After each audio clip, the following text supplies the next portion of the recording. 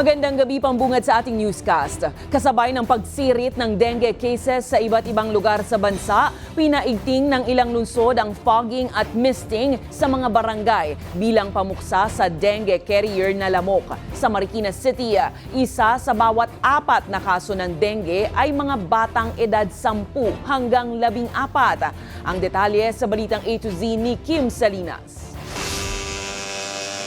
Puspusan ng ginagawang fogging ng Marikina local government sa iba't ibang barangay. Nag-iingat kasi ang lungsod lalo na't tumaas ng halos 70% ang bilang ng dengue cases ngayong unang 2 buwan ng 2025 kumpara sa parehong period noong isang taon.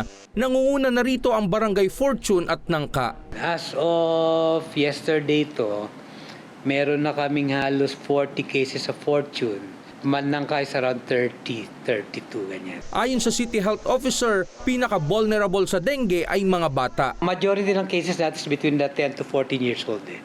No, so siguro 26% of our dengue cases belong to the 10 to 14 years old, then pangalawa ay mga 5 to 9. So nasa mga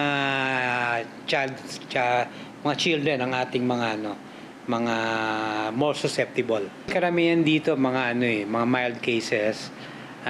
Yung iba na-detect sa hospital pero mortality or namatay wala pa po. Kabilang sa mga hakbang ng Marikina LGU ay ang cleanup drive na Hakot Kuyagot kung saan hinahakot ang mga tambak na abubot sa mga kabahayan upang hindi pamugaran ng dengue carrier na lamok. Tuloy-tuloy din ang fogging at misting operations na pamuksa sa mga lamok.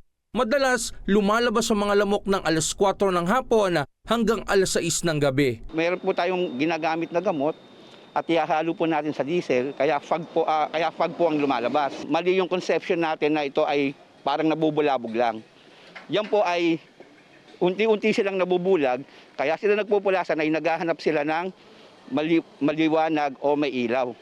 Okay? At doon po sila namamatay. Para naman sa proteksyon ng mga mag-aaral laban sa lamok, nilagyan na ng mosquito net ang first floor ng mga school building. Nagpo-provide kami ng Olje sets, yung mga medicated na screen for mosquitoes.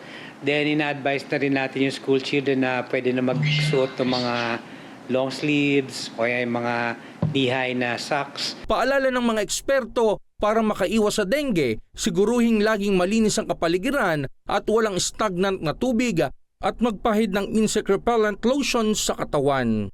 Para sa Balitang A to Z, Kim Salinas.